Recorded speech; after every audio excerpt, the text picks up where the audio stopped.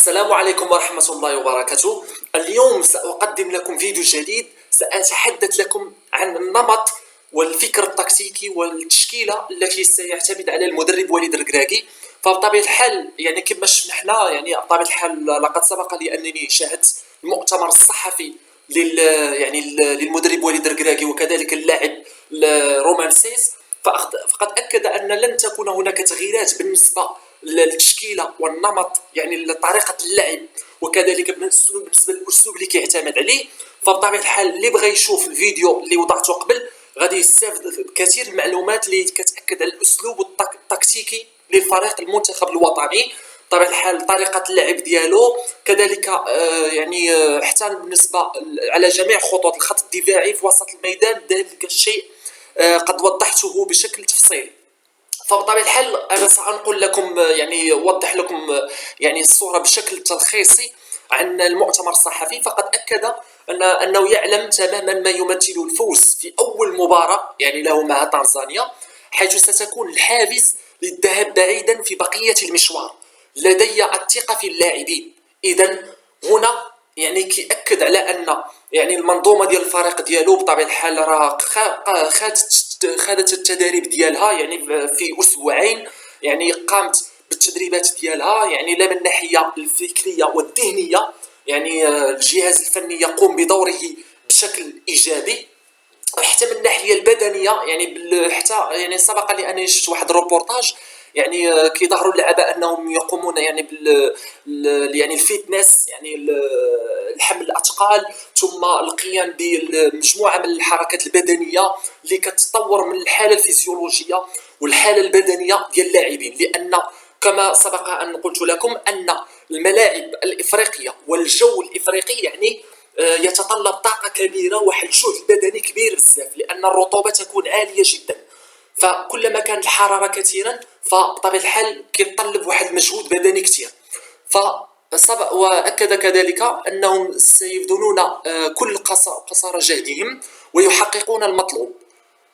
واضاف: لحسن الحظ اننا تابعنا ما حدث، مفاجات من العيار الثقيل، فتعادل موزمبيق مع مصر وانغولا ضد الجزائر وضعنا في الصوره. اذا فهناك كبار الفرق تنافس الفرق الكبرى والتي سبق أن حققت إنجازات، مثل الفريق المصري الذي فاز ب7 بطولات في كأس إفريقيا في 2000 في جميع السنوات. أنا ما عنديش الفكرة بالنسبة للسنوات، ولكن عنده 7 الألقاب. وتابع كذلك وهذا وضعنا في الاعتبار من أجل أخذ الحيطة وأخذ الحذر من المنتخبات المتواضعة جدا. وأتمنى أن لا نكرر انطلاقتهما، ما يمكنش نكرروا نفس الأخطاء اللي كنا كنرتكبهم. هذا الشيء اللي بغى يوضح، كتحليل ديالي كنشوف أنه بغى يوضح بأن المنافسة ستكون قوية جدا ليس بالسهلة. هذه المباراة مختلفة تماما عن تلك التي خضناها أمام تنزانيا قبل شهر في تصفيات المونديال 2026، لأن المنتخب تنزانيا فقط ارتكب بعض الأخطاء على المستوى الدفاعي. هذا كرأي الشخصي ديالي، شفت المباراة ديالو عنده ما كاينش واحد التكامل على الخطوط، ما كاينش واحد التقارب بين الخطوط وغلق المساحات، يترك بعض الفراغات يمكن يستغلوها اللاعبين ديال المنتخب المغربي اذا كانوا في اتم جاهزيتهم الذهنيه، حضور ذهني 100%، وكذلك من الناحيه البدنيه، لان لاعبين المنتخب الافريقي عندهم مهارات فنيه، يتفوقون في الصراعات الفرديه، عندهم السرعه، هذا بطبيعه الحال حافز وكذلك واحد لافونتاج بالنسبه للفرق الافريقيه.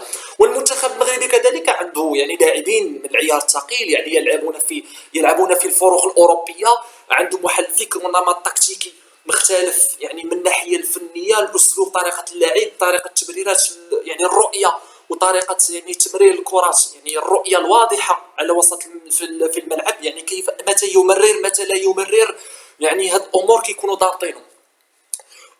بطبيعة الحال هذا هو بشكل ملخص ما جاء في المؤتمر الصحفي اللي تقام بطبيعة الحال في المؤتمر الصحفي اللي تقام مع الصباح. بطبيعة الحال أكد أهم النقاط، يعني أن المنافسة ستكون كبرى جدا ولا يمكن أن نحتقر الفروق الصغرى. بطبيعة الحال يعني نتلاقى معكم إن شاء الله فيديو جديد اللي غادي نوضح لكم مجموعة من الأوامر اللي غتكون سرية جدا وستستفيدون منها إن شاء الله. مع السلام عليكم ورحمة الله وبركاته. شكرا لكم.